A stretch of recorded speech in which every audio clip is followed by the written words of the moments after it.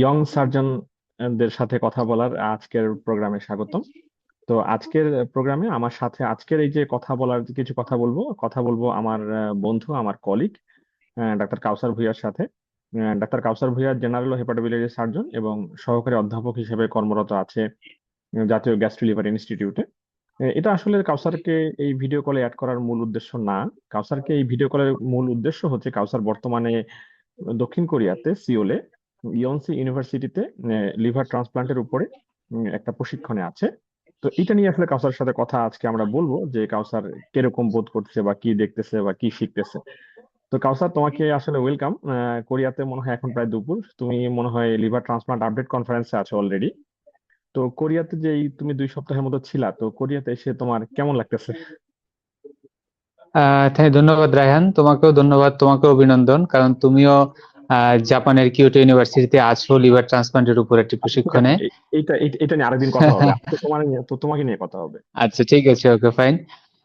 আমি বিগত 2 সপ্তাহ কোরিয়ায় মানে কোরিয়ান লিভার ট্রান্সপ্লান্ট সোসাইটির আন্ডারে স্কলারশিপে আমি পেয়েছিলাম বাংলাদেশ থেকে। তার আন্ডারে আমি ইয়নসে ইউনিভার্সিটি গত 2 সপ্তাহ ধরে ট্রেনিং করছি। লিভার আলহামদুলিল্লাহ, ট্রান্সপ্লান্ট। আমার ট্রেনিং খুবই লিভার ট্রান্সপ্লান্টের উপরে।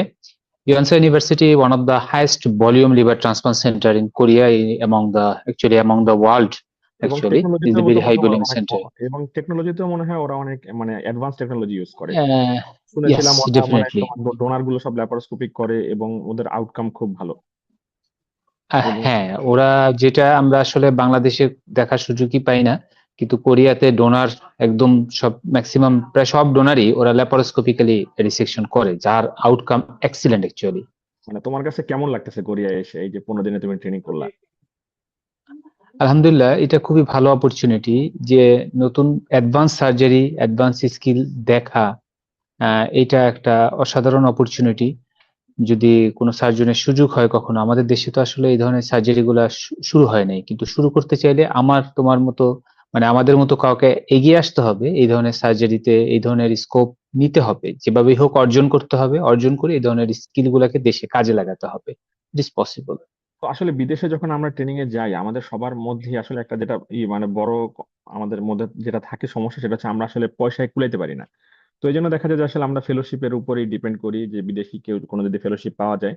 তো তুমি যে চমৎকার ফেলোশিপটা পেলা, এই যে আসলে কিভাবে পেলা, মানে এটা যদি তুমি একটু বলো তাহলে আহ, মনে হয় আমাদের ইয়ং পিপলরা মানে আগ্রহী হবে যে আসলে কিভাবে যাওয়া যায় বিদেশে।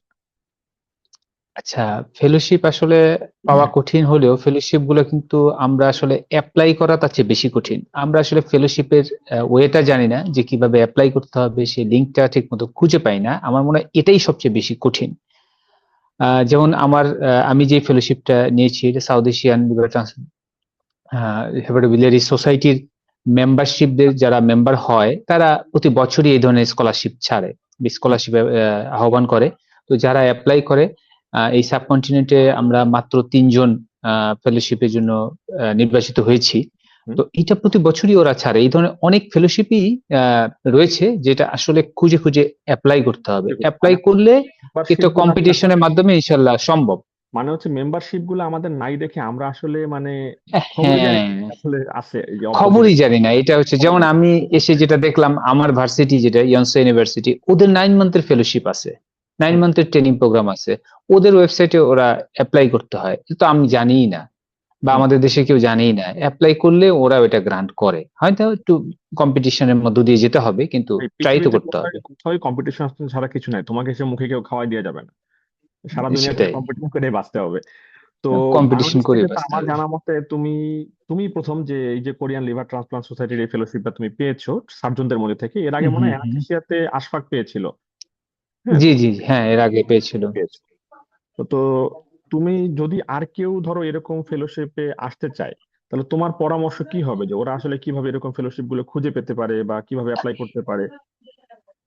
প্রথমত তাদেরকে আইএইচপিবি এর মেম্বারশিপটা নিতে হবে। এটা আমাদের দেশ থেকে নেওয়া সম্ভব, মাত্র মানে অ্যারাউন্ড $100 মতো লাগে আইএইচপিবি এর মেম্বারশিপটা আমার মনে নিতে। হয় শুধু কথা আইএইচপিবি না, এছাড়াও যে অন্যান্য সবাই তো আর হেপাটোবিলিয়ারি হুম, সার্জন, হুম, হুম, হুম, ধরো যারা জেনারেল সার্জন আছে, বিভিন্ন সোসাইটি আছে, হার্নিয়া সোসাইটি গুলো, ইন্টারন্যাশনাল যে ফোরাম গুলো আছে, এগুলোর সাথে জি, জি, থাকলে জি, মনে হ্যাঁ, হয় যে এই সেটাই। খবরগুলো পাওয়া যায়। যে যেই ফিল্ডে আছে তার সেই ফিল্ডের ইন্টারন্যাশনাল ফোরামের মেম্বার হতে হবে, এটা হচ্ছে প্রথম শর্ত। তো ওই ইন্টারন্যাশনাল ফোরামের যদি সে মেম্বার হয়, তখন ওই ইন্টারন্যাশনাল ফোরামই তাকে রেগুলার মেইল করে, আপডেট করে যে হ্যাঁ এখন এই প্রোগ্রামটা চলছে, আপনি রেজিস্ট্রেশন করেন। আগে মেম্বার হতে হবে। অথবা যদি ধরো আমাদের কোনো স্যাররা যদি মেম্বার থাকে, একটিভ মেম্বার, তাহলে কিন্তু তারা তাদের ফেলোদেরকে বলতে পারে, তারা তাদের স্টুডেন্টকে বলতে পারে যে এখানে এটা আছে, সেটা হচ্ছে তুমি অ্যাপ্লাই করো বা এরকম কিছু। এটা আসলে আমাদের হুম খুব হুম দরকার হুম যে ইন্টারন্যাশনাল আমাদের দেশে অনেক কমিউনিকেশন। স্যার আছে আসলে হেল্পফুল, তাদের সাথেও ট্যাগ থাকা প্রয়োজন, যারা এইসব ব্যাপারে, যারা ইন্টারন্যাশনালি অ্যাকসেপ্টেড সার্জন, তাদের সাথে, বা যে যে ফিল্ডে আছে ইন্টারন্যাশনাল অ্যাকসেপ্টেড ফিজিশিয়ান, তাদের সাথে ট্যাগ থাকতে হবে। ট্যাগ থাকলেই অনেক স্কোপ বের হয়ে আসে আসলে। তো তুমি আসলে এই যে প্রায় 2 সপ্তাহ ছিল, এক্সটেন্সিভ ট্রেনিং করেছো, তার মধ্যে শুনলাম তুমি নাকি মানে পিগের উপরেও মানে পিগের উপরেও নাকি তোমাদের যে ট্রান্সপ্লান্ট মানে একটা ছিল, কোর্স ছিল যে পিগের উপরে হ্যাঁ, করে ট্রায়াল করা। তো এই যে তুমি এই কদিনে কি কি দেখলা, কি কি শিখলা, এটা একটু আমাদের সংক্ষেপে বলো আর কি। ঠিক আছে। কোশ্চেনটা দুইটা অংশ, একটা হচ্ছে আমি কি কি প্রথমে দেখলাম। ফার্স্ট অফ অল, আমি যে সেন্টারে ছিলাম 14 দিন, ওখানে তো আসলে কোরিয়া বা উন্নত বিশ্বে সপ্তাহে 2 দিন ছুটি থাকে, আমাদের দেশের মতো সপ্তাহে 7 দিন ওয়ার্কিং ডে না। হুম। তো সেক্ষেত্রে ওরা এক সপ্তাহে 5 দিন, 5 দিন কাজ করে থাকে। সেক্ষেত্রে বিগত 10 দিনে আমি প্রায় 9টি লিভার ট্রান্সপ্লান্ট দেখেছি। এর মধ্যে একটা ছিল ডিজিজ ডোনার। ডিজিজ ডোনার মানে হচ্ছে, দর্শকদের উদ্দেশ্যে বলছি, যে মৃত্যু দেহে মানে মৃত্যুপন্ন যারা ব্রেন ডেড, তাদের শরীর থেকে অর্গানটা রিমুভ করে নিয়ে আসা। আর বাকিগুলো লিভিং ডোনার, মানে একজন তার আত্মীয় স্বজনকে একজন দান করেছে, বাংলাদেশে এরকম এইটা ডোনার বেশি নিয়ে লিভার বেশি ট্রান্সপ্লান্ট করতে করা আর হবে। কি। বাংলাদেশে যদি আমরা শুরু করতে চাই, আমাদের লিভিং ডোনার দিয়ে শুরু করতে হবে। হুম। তো যাই হোক, যেটা দেখলাম সবচেয়ে, যে জিনিসটা আমি মানে অ্যামেজড হয়েছি, সেটা হচ্ছে পোস্ট অপারেটিভ যে ফলো আপ পেশেন্ট গুলো আমি দেখছি, তার মধ্যে কিছু কিছু পেশেন্ট আসতেছে যারা 20 বছর আগে লিভার ট্রান্সপ্লান্ট হয়েছে, হুম। 12 বছর, 15 বছর, অথবা সে যখন বাচ্চা ছিল, 10-11 বছর ছিল, তখন লিভার ট্রান্সপ্লান্ট হয়েছে। মানে আউটকামটা এখন খুব চমৎকার, খুব ইয়াং, রিওয়ার্ড। বা এখন এই বয়সে আউটকাম। লিভার ট্রান্সপ্লান্ট তো আসলে তারই করা হয় যে লিভার ফেলিওর হয়েছে, মানে he is kind of dead, যদি এই অপারেশনটা না করে সে মারা যাবে। এই লোকগুলাই যখন দেখতেছি আমি 12 বছর পরে, ট্রান্সপ্লান্টের 12 বছর পরে ফলো আপে আসতেছে, এবং হেঁটে হেঁটে সুস্থভাবে সুন্দরভাবে কথা বলতেছে, অনেকেই নানান ধরনের প্রফেশনে যুক্ত আছে।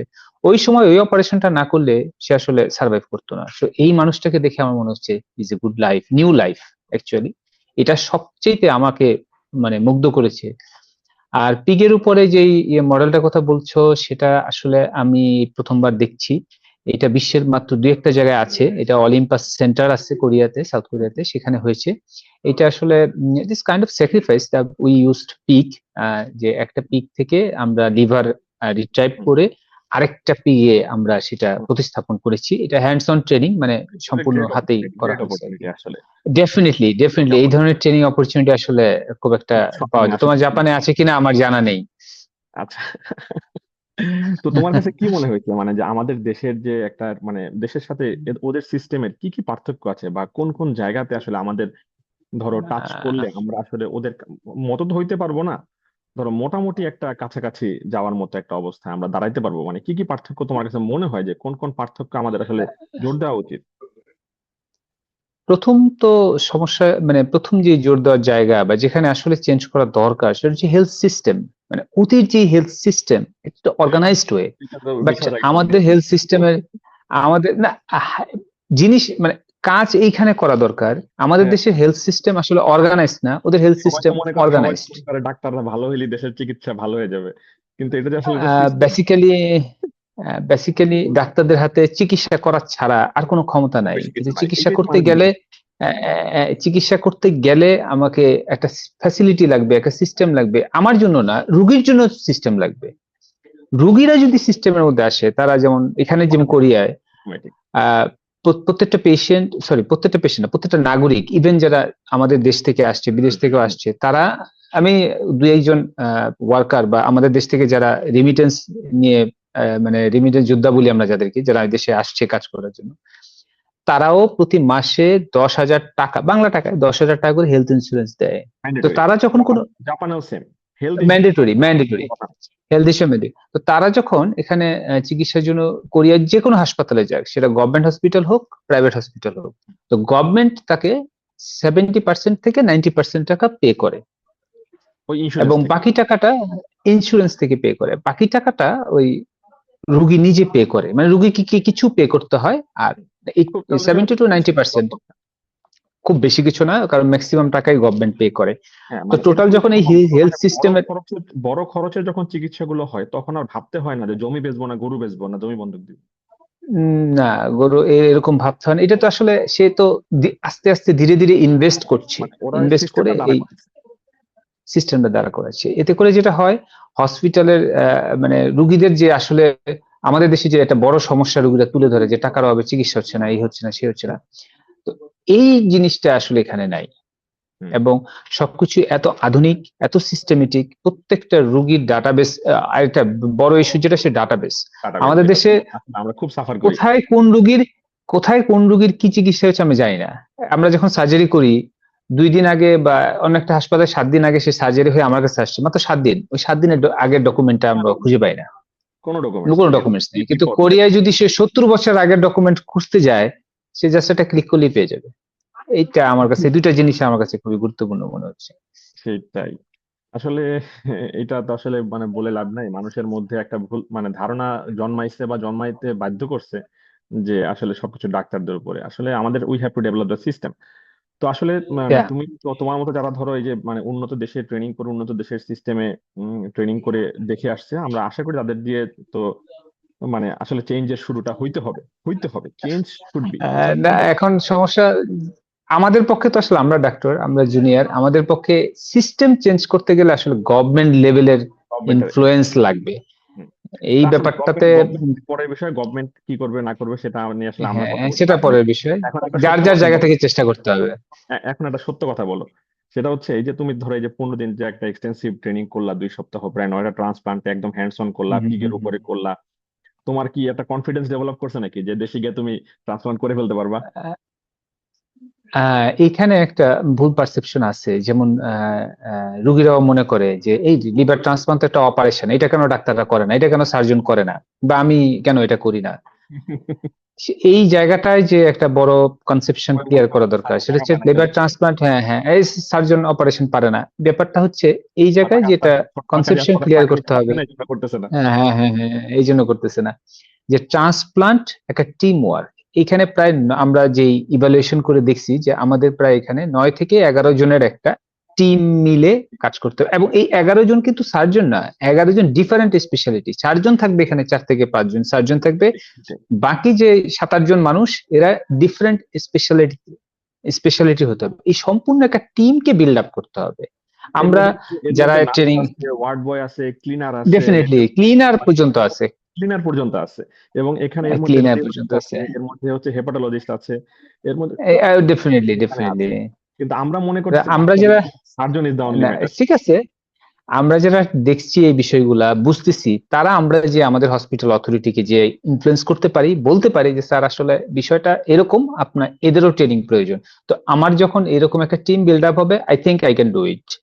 ডেফিনেটলি আমরা কনফিডেন্ট যে আসলে মানে তোমার মতো ইয়ংদের দিয়ে আসলে দেশের পরিবর্তন শুরু হবে। পরিবর্তনটা আমাদেরই করতে হবে, বাইরে ইনশাআল্লাহ। থেকে বাইরে বাইরে থেকে কেউ এসে বাইরে আমাদের কেউ, পরিবর্তন করে দিয়ে যাবে না। বাইরের কেউ নো ওয়ান, পরিবর্তন করে দিয়ে যাবে না, নো ওয়ান, আমাদের আমাদেরকে কাউকে করতে না হবে। কাউকে চেষ্টা করতে এবং হবে। মনে করতে হবে যে ইটস এ টিম ওয়ার্ক। হ্যাঁ, যে একটা টিম টিমে ওয়ার্ক। মানে মেসি আসলে একজন লাগে, বাকিদের কিন্তু ডিফেন্সেও কাউকে খেলতে হবে, কাউকে গোলে খেলতে হবে। হ্যাঁ হ্যাঁ হ্যাঁ হ্যাঁ তো হ্যাঁ। এখন তোমার গোল কি একজন দিবে, কিন্তু সবাই মিলে খেলতে হবে। সবাই মিলে খেলতে হবে, কালেক্টিভ ওয়ার্ক। তো তোমার কি মনে হয় যে আসলে হুম। মানে এরকম যে ধরো আমরা যে ধরো পার্সোনালি পার্সু করে খুঁজে পেতে বিদেশের ক্যান্ডিডেট সাথে মারামারি করে যে বিভিন্ন ট্রেনিং এ যাচ্ছি, তো এইটা চাইতে যদি ধর মানে গভর্নমেন্ট যদি চায় যে আমার হেলথ সিস্টেম উন্নত করতে হবে, আমার বাংলাদেশে লিভার ট্রান্সপ্লান্ট হুম, করতে হুম, হবে, হুম। তাহলে সরকারের কি আসলে মানে কোনো পদক্ষেপ নেওয়া উচিত কিনা যে তার একটা টিম বা তার একাধিক টিম বিভিন্ন স্পেশালিটি গভর্নমেন্টের আসলে এইভাবে ট্রেন আপ করে আনা উচিত কিনা? এটা তোমার কি মনে হয় যে আচ্ছা, মানে এটা গভর্নমেন্ট এটা দেওয়া আমি একটা উচিত? উদাহরণ দিয়ে বুঝালে, এটা আমি একটা এক্সাম্পল দিয়ে বুঝালে তোমার সুবিধা হবে। ভিয়েতনামের ইকোনমি কি আমাদের দেশের ইকোনমি চাইতে খুব বেশি, ওরা কি আগায় আছে কিনা? একটা সময় আমার কিন্তু তো ছিল। মনে হয় না। আমার ধরো তোমার ভিয়েতনাম, আমরা আমরা এখন এবং শ্রীলঙ্কা, আমরা শ্রীলঙ্কা কাছাকাছি না। তো আমার ভিয়েতনামে কিন্তু লিভার ট্রান্সপ্লান্ট প্রোগ্রাম চলছে, এবং আমার সাথে যে আরো 2-4টা ট্রেনি আসছে, মানে ফেলোশিপে না, উইদাউট ফেলোশিপ, সেটা হচ্ছে ভিয়েতনামের ডক্টর ওয়াং ভু, সেও আমার সাথে ট্রেন আপ হচ্ছে, সে আসলে তোমার 2 মাসের কিরকম? জন্য তোমার এসেছে। চেয়ে তোমার চেয়ে তো সিনিয়র নাকি তোমার আমার চেয়ে 7 বছরের জুনিয়র। 7 তো বছর যাই হোক, junior। ওরা ওদের ইয়ং আমি যেটা জেনারেশন করে বলতে ঢোকে। চাচ্ছি, হ্যাঁ, আমি যেটা বলতে চাচ্ছি, ও কিন্তু আমাকে কিন্তু স্কলারশিপ বা আমাকে এখানে স্পন্সর করছে Korean liver transplant society. I mean this kind of Korean organization, Korean government. Hmm কিন্তু ওকে স্পন্সর করছে ওদের দেশের গভর্নমেন্ট, ওদের দেশের হাসপাতাল। ওকে হুম 2 মাসের জন্য হুম। স্কলারশিপে ওদের হাসপাতাল পাঠাইছে, মানে ওদের গভর্নমেন্ট পাঠাইছে। তো তুমি জানো ওরাই আমাদের বিষয়টা বুঝতে ফিলিপাইনের পারতেছে। একটা ছেলে আছে, ও আসছে 6 মাসের জন্য। ওকে কিন্তু ওর হুম, ফিলিপাইনের ওর যে ইউনিভার্সিটিতে ও রেসিডেন্ট, ওরে কিন্তু ওই দ্যাটস ইট। ইউনিভার্সিটিতে পাঠিয়েছে। ইউনিভার্সিটিতে তাও তোমার আমরা শুনতে খুঁজে কষ্ট খুঁজে লেগেছে। আ- আমাদের দেশ থেকে এই ধরনের উদ্যোগ নেই। সরকার যদি একটা বাজেটে খুবই সামান্য কিছু টাকা খরচ করে বাজেটই নাই। আমাদেরকে, মানে বাজেটই না, মানে খুবই সামান্য, এই 10 জনকে মানে বিভিন্ন কাজেই তো তো যাই হোক, কাউসার, সরকার যদি মোটামুটি 8-10 জন মানুষকে 1 বছরের জন্য কোথাও ট্রেনিং এ পাঠায় একটা হাই ভলিউম ট্রান্সপ্লান্ট সেন্টারে, 1 বছরের পরে তারা যখন ফিরে আসবে এবং গভর্নমেন্ট যদি সামান্য স্ট্রাকচার সাপোর্ট দেয়, এই লিভার ট্রান্সপ্লান্ট আমাদের দেশে 1 বছর পরেই করা সম্ভব। এটা কোনো বিষয় না। আমার তো মনে হয় জাস্ট 1 বছর লাগবে না। সরকারি বেসরকারি আমার আই ডোন্ট থিঙ্ক 1 বছর লাগবে না, আমার মনে হয় যারা 6 মাসেই করতে সম্ভব। চায় সমূল উদ্যোগ দরকার। আর তুমি তো জানোই বাংলাদেশে প্রায় প্রতি বছর 4 থেকে 5 হাজার মানুষের লিভার ট্রান্সপ্লান্ট প্রয়োজন পড়ে। হুম কিন্তু এত হিউজ ভলিউম অফ পেশেন্টকে বাঁচানোর জন্য হুম আসলে একটা সম্মিলিত উদ্যোগ এখন পর্যন্ত নেওয়া হয় নাই। আমার মনে হয় এটা নেওয়া খুবই প্রয়োজন। হুম হুম। এবং আরো যেটা আমাদের চাইতে অনেক গরিব দেশে কিন্তু লিভার ট্রান্সপ্লান্ট হয়, আমাদের চাইতে হ্যাঁ অনেক হ্যাঁ গরিব হ্যাঁ, দেশে। হচ্ছে। আরে মায়ানমারে পর্যন্ত হচ্ছে, যাদেরকে আমরা পাত্তা দিই না, রোহিঙ্গা রোহিঙ্গা। মায়ানমারে হচ্ছে, রোহিঙ্গা বলে। নেপালে হচ্ছে, রোহিঙ্গা বলি আমরা। তুমি জানো নেপালে সো 8টা সেন্টার তাদের আছে। দেশের নেপাল 8টা 8টা সেন্টার আছে, ট্রান্সপ্লান্ট সেটাই সেন্টার। বললাম আর কি। নেপাল এমন কি হয়ে গেছে? নেপালের ডাক্তাররা আমাদের দেশে এসে এমবিবিএস করে যায়, আমাদের দেশে এসে পোস্ট গ্রাজুয়েশন ডিগ্রি করে যায়। এখন ওই দেশে 8টা লিভার ট্রান্সপ্লান্ট সেন্টার আছে, আমাদের দেশে একটাও নাই। মজার না, ব্যাপার হচ্ছে আছে ইন্ডিয়া আছে যখন আছে।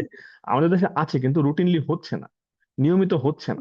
আমাদের দেশ ওন সেট আপ নাই, আমরা ওন সেট ঠিক আপ আছে নাই ঠিক আর আছে, কি। না থাকে, এই নিয়ে কথা না বলি, এটা একটা সেন্সিটিভ ইস্যু।